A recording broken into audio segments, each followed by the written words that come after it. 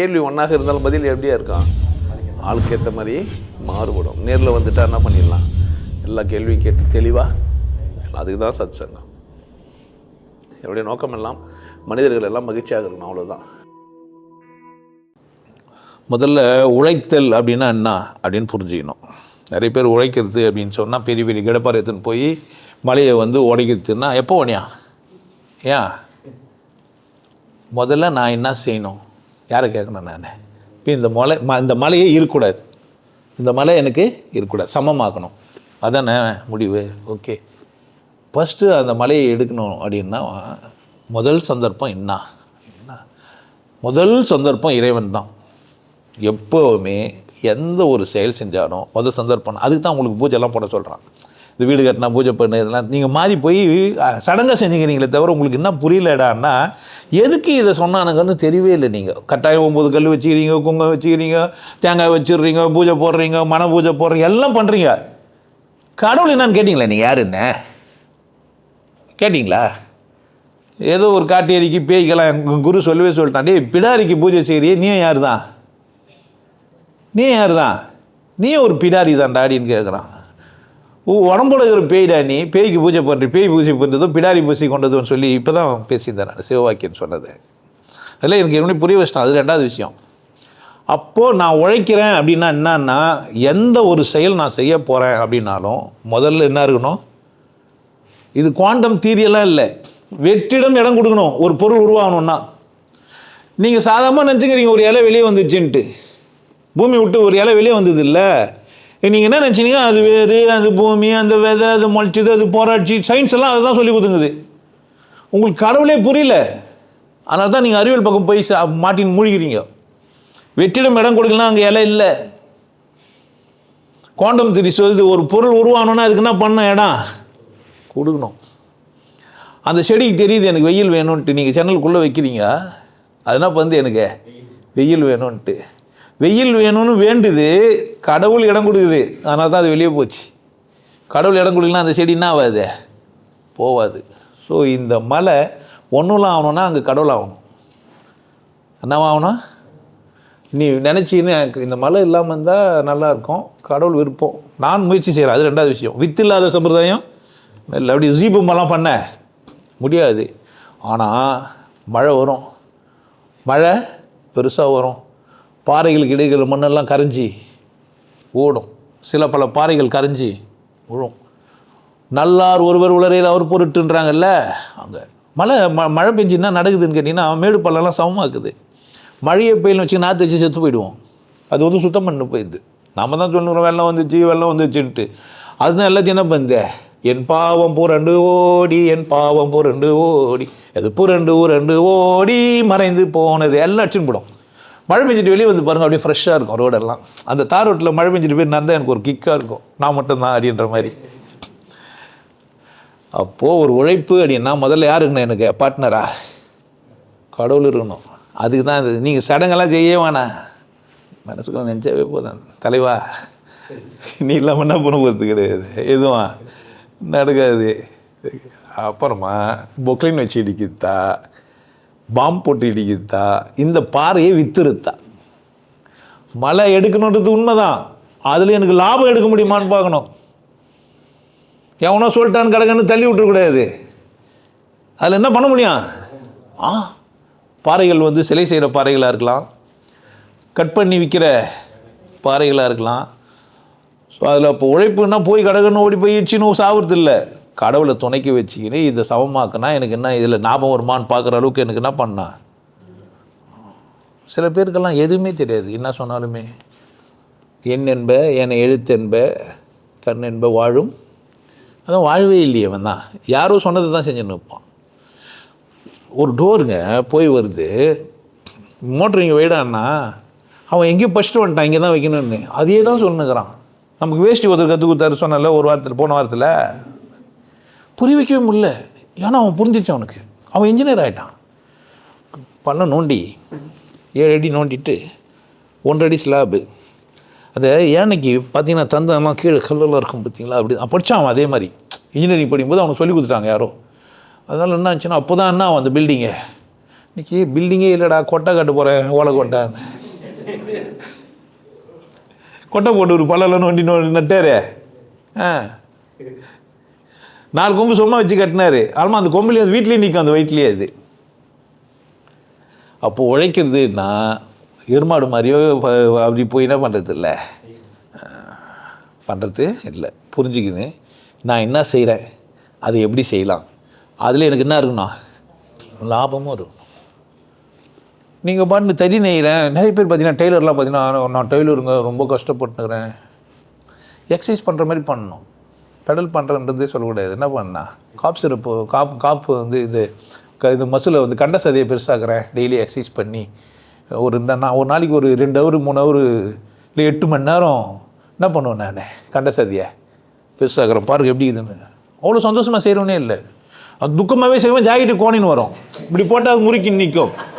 ஏன் எப்படி செய்யலாம்? அவன் உழைத்தல் என்றாலே இறைவனோடு இசைந்து ஒரு செயல் செய்தல், நன்றியோடு செய்யணும். எதை செஞ்சாலும் இப்போ நான் பேசுகிறேன்னா இதை கேட்டு 4 பேர் நல்லா எண்ணணும், புரிஞ்சுக்கணும். கரெக்ட் தானே? உறுப்புகள் தானே இது எப்படி கெட்ட வார்த்தையாக முடியும்? உறுப்பில் சொல்கிறது எப்படி கெட்ட வார்த்தை இல்லையே, கரெக்ட் தானே? இதை விட இது சிறந்தது தானே. இந்த சொல்கிறதுல ஒரு நியாயங்கன்னு சொல்லலாம், எப்படி பேசுகிறான் பாருன்னு சொல்லலாம். யார் இஷ்டம், நான் தெரிஞ்சுப்பேன். ஓகே, அது புரிதல்னா தான். ஒரு ஆடோட புல் ஆள் என்ன பண்ணுவான் தான் செய்யான். மாடு எப்படி சாப்பிடுமோ அப்படி தான் சாப்பிடும், ஆடு எப்படி சாப்பிடுமோ அப்படி தான் சாப்பிடும். அவன் மனுஷன் இல்லை, நம்ம என்ன பண்ண முடியும்? என்ன கொம்பும் வாழை இல்லாத சோறு தூண்டுற மாடு இந்த வீடியோ என்ன பண்ணிச்சே பார்த்து சின்ன நினச்சிப்பேன். அப்போ உழைத்தல்னாவே எப்படி தான் இருக்குண்ணா, கடவுளோட சேர்ந்து இருக்கணும். அப்போ நீ எந்த செயலும் அது ஒன்றே நந்தலாம் சொல்ல முடியாது. விதைக்கிறது என் வேலை, முடக்கி வைக்கிறது யார் வேலை? எப்போவுமே எனக்கு நல்லது உனக்கு பண்ண தெரியும். ஏன் என்ன பண்ணது யார் தான்? நீ தான். ஆனால் எனக்கு நல்லது பண்ணுறதும் யார் தான்? நீ தான். இந்த மலை எடுக்கணும்னு நான் நினைக்கிறேன் சாமி, நடக்கணும் நடக்காதுன்னு யாருக்கு எழுகுதே? உங்களுக்கு. ஆனால் பெனிஃபிட்டோடு தான் செய்வேன் நான். எந்த செயலும் எப்படி தான் செய்வேன். எந்த ஒரு செயலையுமே சுய இன்பத்தோடு செய்யும். சுய இன்பம்னா அதில் எனக்கு திருப்தி இருக்கணும், ஆத்மா திருப்தி. நான் ஒரு சோறு போடுறேன்னா போடுறதுல நான் சந்தோஷப்பட்டேன். ஒரு மனுஷனை பசியாத்தானே, ஒரு ஹோட்டல் வைக்க போகிறேன்னா பணம்லாம் நீ நிறைய சம்பாதி நிறைய கூட வை, ஆனால் எப்படி இருக்கணும், சாப்பிட்ருவேன் நல்லா இருக்கணும்னு நினச்சி சாமி. லாபம் வரணும்னு சாமிக்கும் போது தான் தப்பு. லாபம் வரணும், அதில் எந்த சந்தேகமும் இல்லை. ஆனால் சாப்பிட்றோம் எப்படி இருக்குண்ணா. அப்போ நான் உழைக்கிறேன்னாவே எனக்கும் பித்தியாருக்கும் என்ன இருக்குண்ணா, நன்மை இருக்கணும். இந்த மலையை இடிச்சிட்டேன்னா இங்கே வாழ்கிற விலங்குங்க பறவைங்க இதுங்கெல்லாம் என்ன ஆகிடும், பழிச்சு விடணும். இறைவா என்ன அதெல்லாம் பழிக்காதபடி என்ன பண்ணு. என்ன ஒரு செடி கூட அதுக்கு ஒரு மந்திரம் போட்டு கட்டி ஏற்றானிக்கிறான் சித்தர்கள். அப்போ சொன்னான்னா மந்திரம் சொல்லி அதனால் ஆகுமா, நான் செடி கேட்குமா என்ன? நீ போய் அது முன்னாடி போய் என்னவோ மந்திரம் சொல்லி கொடுத்தாங்கன்னு சொல்லி அதே மாதிரி வளர்றியா? அதுவாக சொன்னான் அவன். நன்றியோடு ஏற்றான்றான். இங்கே வெள்ளருக்கு செடி நிறைய இருக்கும், எருக்கில்ல வெள்ளை அருக்கு. அந்த மாதவிடாய்க்காக பூ சின்னதாக பூக்கிற ஒரு செடி. ஒருத்தன் வந்து எல்லாத்தையும் பிடின்னு போயிடுவான். நான் இங்கே கொட்டா போட்டு உட்காந்துக்கும் போது இங்கெல்லாம் அது மாதிரி செடி இருக்கும். நான் போய் நின்று கேட்டேன், ஏங்க இது மாதிரி எல்லாத்தையும் பிடின்னு போயிடுறீங்க, கட் பண்ணின்னு போகலாம் தானே? அப்போ கொஞ்சம் அடுத்த மழைக்கு இன்னொன்று வரும் தானே? நீங்கள் மண்ணு கிடச்சிச்சு, நீங்கள் மருத்துவராகிறீங்கன்னு சொல்லிட்டு மொத்தமாக பிடின்னு போயிடுறீங்களே, அது வாணும்ல. அப்படியே பார்த்தாரு. யார் நீங்கள் அப்படின்னு கேட்டார். இது அங்கே தான் கொட்டா போட்டு, இங்கே கொட்டா போட்டு வச்சேன். கொட்டா போட்டுக்கிறீங்களா, சரி அப்படின்ட்டு போயிட்டேன். ஆனால் என்ன பண்ணல அவரை, நான் நினச்சிருந்தேன் இன்னொரு வாட்டி வாடா உன்னை திட்டுறேன்ட்டு. வரவே இல்லை. ஒரு பேர் அவ்வளோமா கேட்டேன், நம்பி ஸ்கூலில் வாத்தியாராக வருகிறார். அப்போ உழைத்தல் பித்தியாருக்குன்னா வருங்கண்ணா, அந்த செடியும் வாழணும் நானும் வாழணும். நான் அதெல்லாம் சொல்லியிருப்பேன். கோழியை மாடை ஆடை வளர்க்குறவன் தான் என்ன பண்ணுகிறான், சாப்பிட்டுக்கிறான். இவங்களுக்கு என்ன பிரச்சனைன்னு கேட்குறேன் நான். 20 குட்டி போட்டுச்சு மாடு இல்லை ஆடு, என்ன பண்ண முடியாது, பண்ணையில் காப்பாற்ற முடியாது. சும்மா பொச்சு விட்டுருத்தா? கசாப்பு கடை போகிற மாடெல்லாம் கூட்டின்னு வந்து வச்சுன்னு சொன்னா நாங்கள் பண்ணுறேன்னு சொல்லி காசு கலெக்ஷன் பண்ணுகிறானுங்க. பார்த்துக்கிறீங்களா? ஆசிரமெல்லாம் நடத்துன்னு மாடுங்களுக்கெல்லாம் என்ன பண்ணுறாங்க, ஆசிரமம் வச்சு பார்த்துக்கிறீங்களா? எதனா பஞ்சத்தில் மனுஷன் சாப்பிட்றான், அவனுக்கு ஆசிரமம் நடத்தினானுங்களா? இவங்களும் பசுவை காப்பாற்றுறனா என்ன பண்ணுறானுங்க, பணம் அனுப்புகிறான். பக்கத்து வீட்டுக்காரனுக்கு கொடுப்பான்ல பணத்தை, கொடுக்கலாம் தானே? நாய்க்கு, பூனைக்கு, சிங்கத்துக்கு, கரடிக்கெல்லாம் செலவு பண்ணுகிறானு. யாருக்கு செலவு பண்ணல? மனுஷனுக்கு செலவு பண்ணல. முதல்ல உன் செலவு யாருக்கு பண்ணா? யாருக்கா பண்ணா? உன் இனத்துக்கு பண்ணல. இன ஒற்றுமையே இல்லாத நீ இன்னொரு இனத்தை எப்படி காப்பாற்றுவ? இது காப்பாற்றி முடிச்சியா நீ முதல்ல? அப்போ உழைக்கிறது அப்படின்னா எனக்கும் பித்தியாருக்கும் லாபம் வர மாதிரி உழைச்சி பணம் நல்லா சம்பாரித்து உழைக்கிறதுனா நீங்கள் பண்ண ஓடுறது ஓடிறதுலாம் கிடையாது. சிந்திக்கிறதே உழைக்கிறது தான். அதுக்காலமாக செயல் பண்ணணும், சிந்திக்கணும். முதல்ல கடவுளை கூட வச்சு என்ன பண்ணோம்? எனக்கும் பித்தியாருக்கும் லாபமானு சிந்திக்கணும். அடுத்தது என்ன பண்ணா? சில பேர் சிந்திச்சுனே இருப்பான் கடைசி வரைக்கும். நான் வந்து மீன் கடை வச்சு பணக்காரன் ஆகிடுவேன். ஒருத்தர் இருந்தார் அது மாதிரி, எனக்கு நிறைய ஃப்ரெண்டுங்கிறாங்க அது மாதிரிலாம் இருந்தாங்க. கட்சி வரைக்கும் பேசுவாங்க, ஒரு செயலும் செய்ய மாட்டாங்க. அது ஒரு புக்கெல்லாம் வாங்க படிப்பாங்க. உன்னால் முடியும் தம்பி, உன்னால் முடியும் நம்பு, இந்த மாதிரி புக்குங்கெல்லாம் வாங்கி வச்சுன்னு இருப்பாங்க. நமக்கு ஒரு புக்கு கொடுப்பாங்க. நீ என்ன நியூஸ் பேப்பரே படிக்க மாட்டியா? என்ன? படிக்க மாட்டேங்க. ஏன்? டெய்லி நிகழ்ச்சியெல்லாம் தெரிஞ்சுக்கணும். அவர் அது தெரிஞ்சுனே தான் அந்த கட்சி வரைக்கும் ரிட்டையர்ட் ஆகி போயிட்டார். ஆனால் அவங்களேருந்து கற்றுக்கினேன் நான். இவனுங்கெல்லாம் சிந்திக்கிறவனுங்க என்ன பண்ண மாட்டானுங்க? செயல்பட மாட்டானுங்க. நான்லாம் அப்படி கிடையாது. சிந்திப்பேன், அடுத்த முன்னாடி யோசிச்சு செஞ்சு நிற்பேன். நீ யோசிச்சு நிற்பேன், நான் செஞ்சு நிற்பேன். நீ யோசித்து முடிக்கிறது முன்னாடி நான் செஞ்சு முடிச்சுட்டு இருப்பேன். புரியுதா என்ன சொல்கிறேன்ட்டு? அப்போது சிந்திக்கணும். அது என்ன பண்ணணும்? செயல் பண்ணணும். அந்த செயலை எப்படி பண்ணணும்? சிந்திக்கிறதையும் சந்தோஷமாக சிந்திக்கணும். செயல்படுறதையும் எப்படி செய்யணும்? ரிசல்ட்டு சரியாக வரலைன்னா கூட ஆரம்பிச்சல யார் உனக்கு விருப்பம் இல்லை சரி அப்படின்னு விட்டுற வேண்டியது தான். யார் கேட்ட? உனக்கு தோல்வியே வராது. ஏன்? நீ தோக்கலை. தோத்தது யார்?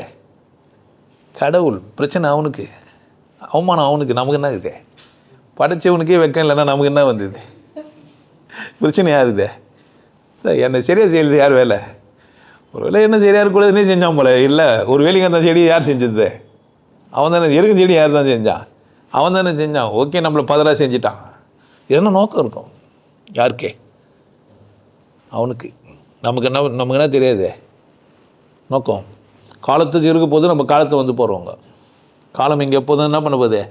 இருக்க போகுது. அப்போது செயல்படுறதுல கடுகு அளவு கூட என்ன பண்ணக்கூடாது? குறை வைக்கக்கூடாது. நான் வந்து சம்டி அடி வழி வேர்வை சிந்தரெலாம் சொல்ல. இல்லை உட்காந்துன்னு சிந்திச்சுனே இருக்கணும். சில பேர்லாம் சிந்திச்சிட்டேன், ப்ராஜெக்ட் போட்டுக்கிறேன், எக்ஸிக்யூட் பண்ணுறதுக்கு லேபர்ஸ் இல்லைன்னுவான். பார்த்துக்கிறீங்களா? லேபருக்கும் கை கால் தான், உனக்கு என்ன தான்? இது ஒரு இன்ஜினியர் கிட்ட கற்றுன்னு வந்தேன் நான். ஒரு எலக்ட்ரிக்கல் இன்ஜினியர். பொர்ஷவாகத்தில் அந்த ஸ்கூலு கமல்ஹாசன்லாம் பச்சார்னு ஒரு ஸ்கூல் இருக்குது பொர்ஷவாகத்தில். பேர் தெரில. அந்த பொர்ஷவாகத்தில் ஒரு ஸ்கூல் இருக்குது. அந்த இதில் என்னங்க அதில் வேலை பார்த்துருந்தோம் நாங்கள். எங்கள் மாமா வந்து எலக்ட்ரிக்கல் கான்ட்ராக்ட்காரு, கேபிள் பதிக்கிறதுக்காக. அவன் எலக்ட்ரிக்கல் இன்ஜினியர். சார்ஜ்லாம் போட்டுன்னு காலைல வாக்கிங் போயிட்டு வராரு. நைட் ஸ்டே பண்ணி வர செஞ்சுக்கிறோம். அது கேபிளில் ஒன்றே போட்டு கரண்ட் இல்லைன்னு ஒன்றே இமீடியட்டாக செய்யணும்ல. அந்தாலும் வந்து கடப்பாறை போட்டாயா? கடப்பாறை தான் குத்துனா நோன்னா என்னை பார்த்துட்டு சிரிச்சிட்டு சொன்னான், நல்லா கட்டு மஸ்தானகிறியா? அப்போ நான் எக்ஸசைஸ்லாம் பண்ணுவேன். கட்டு மஸ்தானகிறியே என்ன படிச்சிடறேன்? நான் ஒரு 10வது பாஸ் பண்ணிட்டு வந்துக்கிறேன். ஏன்ப்பா மேலே ஏன் படிக்கலை? பணம் இல்லைங்க. எப்படியா அப்படின்னா அதோட போயிடுச்சு. பட் நான் அவனுக்கிட்ட நான் கற்றுனேன். என்ன ஆனாலும் என்ன பண்ணான்? வேலை செய்யணும். நானும் என் பிள்ளையும் சிங்கப்பூர் போயிருந்தோம். ஹோட்டல் முன்னாடி அந்த மேனேஜர் உள்ளே உட்காந்துப்பான்ல, அவன் வெளியே வந்து குப்பை எடுத்து போட்டான். அவன் நினச்சா ஒரு ஆள் என்ன பண்ணியிருக்கலாம்? கூப்பிட்டு எடுத்து போடலாம். என் பிள்ளைகிட்ட சொன்னேன், பாடுறா நான் இது மாதிரிலாம் பார்த்து கற்றுன்னு வந்துக்கிறேன். புரியுதா? சொல்கிறது இல்லை, செய்யவும் செய்வேன். நான் ராமலிங்கத்துக்கு நல்லா தெரியும். அவர் வந்து நான் பெரிய இருந்தால் பிடுங்குவார், குத்துருவேன், பெருக்குவார், நான் வேறு வேலை செய்வேன். அவர் என்ன நினச்சிக்கினாருன்னா நான் செய்யக்கூடாதுன்னு நினச்சின்னு போயார். இதெல்லாம் பிசிக்கலாகவே நீங்கள் பார்க்கலாம். ஏன்னா கூட நீங்கள் ஒரு வேலை வாங்கினீங்கன்னா என்ன பண்ணுவேன்? இன்னொரு வேலை என்கிட்ட வேலை என்ன பண்ண முடியாது. அந்த மாதிரி இருக்கணும்னு சொல்லித்தரேன். யார் கவனமாக இருக்குன்னா, நீங்கள் இந்த உலகத்தில் ஜெயிக்காமல் இருக்கவே முடியாது. உங்களுக்கு தேவையானதெல்லாம் உங்களை வந்து சேரும். கொஞ்சம் டைம் ஆகும். நான் கூட இப்போ இப்படி ஆகிட்டேன்னு நினச்சி போகிறீங்க. பல காலம் அவர்கிட்ட கடன் வாங்கினேன், அவர் கடன் கொடுத்தாரு. அவர் கடன் கொடுக்குற அளவுக்கு நான் தகுதியானேன். நான் வளர்ந்துட்டேன், அவர் நின்றுட்டார். ஏன்? நான் சொல்கிறது சரியில்லைன்னா என்ன காரணமாக இருக்கும்? நான் சொல்கிறது சரியில்லை நின்னார், கூப்பிட்டு கேட்டுருவோன்றேன் நான். அப்போ சரியான நேரத்துக்கு போனவர் வந்து சொல்லலாம் தானே. இப்போ கூட கூப்பிட்டுக்கிறேன், ராமலிங்கம் ஐயா வாங்க சொல்லுங்கள், நீங்கள் போனீங்களே என்னவோ தெரிஞ்சு நிற்கிறேன், வெக்கப்பட்டு நிற்கிறான் மனுஷன், எதுக்கு நிற்கிறேன் வாடா, என்ன சொல்கிறது, தப்பு செய்த வேணாங்கிறான், சரிக்கு விடாத வேணாங்கிறான், என்ன பண்ணலாம். ஆனால் அவனும் மன்னிக்க மாட்டேன்னு சொல்கிற மாதிரி வந்தம்மா உட்காந்தம்மா இது மாதிரிலாம் போனேன், தெரியாமல் போயிட்டா தப்பாயிடுச்சு, என்ன பண்ணலாம். திருத்திக்கினச்சா திருந்தலாம், மாட்டினா என்ன பண்ண முடியும். இப்போ அவர் உலகத்தில் என்ன பண்ண முடியும், நான் அவர் வீட்டுக்கு வசி ஆகிட்டா நான் என்ன பண்ணுறது.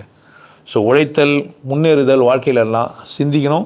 அடுத்தது என்ன பண்ணால் செயல் பண்ண முடியணும். என்னால் செய்ய முடியாதுன்னு தான் நீ ஒரு ஆளை எக்ஸிக்யூட்டிவ் கூப்பிடணும், வேலைக்காரன்னு கூப்பிடக்கூடாது. என்னால் என்ன பண்ண முடியல, மண்வெட்டி போட முடியாது, அதனால் மண்வெட்டி போடுறவர் வேணும். என்னால் கல் தடுக்க முடியாது, அதனால் என்ன வேணும், அப்போ தான் அவர் உரிய மரியாதை கொடுப்பேன். என்கிட்ட எந்த வேலை செய்யணும்னு சரி நான் போய் நிற்கவே மாட்டேன்.